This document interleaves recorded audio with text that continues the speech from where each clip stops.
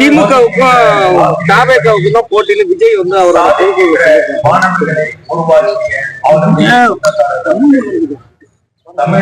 மத்தியில பெரிய கட்சி பாஜக, தமிழகத்தினுடைய பெரிய கட்சி அதிமுக. இந்த இரு கட்சியினுடைய கூட்டணி, தமாக போன்ற ஒத்த கருத்துடைய கட்சிகள் இந்த கூட்டணியிலே செயல்பட்டு கொண்டிருக்கிறது. எங்கள் அணியை பொறுத்தவரையில தமிழக மக்களுடைய எண்ணங்களை தொடர்ந்து பிரதிபலித்துக் கொண்டிருக்கிறோம். அதன் அடிப்படையிலே திமுகவுக்கு எதிர்மறை வாக்கு அதிகரித்துக் கொண்டு போகிறது.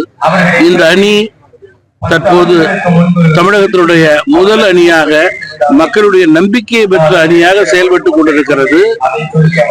இந்த அணியிலே வருகின்ற மாதங்களிலே இன்னும் பல கட்சிகள் சேரக்கூடிய நல்ல வாய்ப்பு இருக்கிறது. திமுகவை வேண்டாம் என்று கூறுகின்ற கட்சிகள் எல்லாம் ஒத்த கருத்தோடு இணைந்து வீழ்த்தக்கூடிய ஒரு நல்ல நிலை வரும் மாதங்களில் ஏற்படும் என்று நான் நம்புகிறேன். தொடர்ந்து 2025 ஜனவரியில பெஞ்ச மழைக்கு இன்னும் நிவாரணம் மயிலாடுதுறை மாவட்டத்தில் 65 கோடி ரூபாய் நிவாரணம் தருவாங்க. தொடர்ந்து தமிழக அரசு நீங்க விவசாயினுடைய வயிற்றிலே அடித்த அரசு எந்த அரசும் தொடர்ந்ததாக வரலாறு கிடையாது. திமுக அரசை பொறுத்தவரையில விவசாயிகளை ஏனோ தானோ என்று நினைத்துக் கொண்டிருக்கிறது.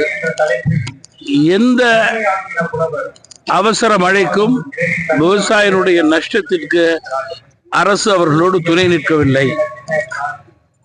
எந்த சூழலிலும் விவசாயிகளுக்கு பாதுகாப்பாக இந்த அரசு செயல்படவில்லை. அவர்களுக்கு கிடைக்கக்கூடிய நியாயத்தை இந்த அரசு செய்யவில்லை.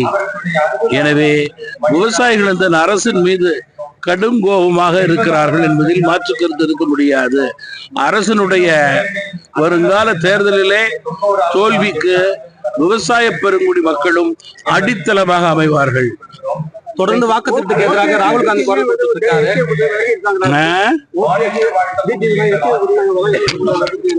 ஜனநாயகத்திலே ஒவ்வொரு கட்சி, ஒவ்வொரு தலைவர் அவரவர்கள் என்று தனிக்கட்ட முறையிலே கருத்துக்கள் இருக்கிறது. அவருடைய கருத்துக்கள் கூறுவதை யாரும் தடுக்க முடியாது. இறுதியிலே மக்கள் தான் எஜமானர்கள்.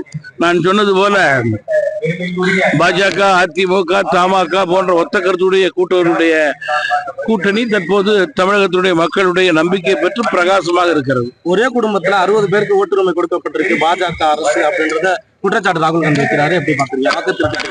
நீங்க வாக்கு திருட்டு நடைபெறக்கூடாது, வாக்காளர் பட்டியல் சிறப்பு திருத்தம், அதற்குத்தான் என்று விழிப்புணர்வை ஏற்படுத்தி கொண்டிருக்கிறோம்.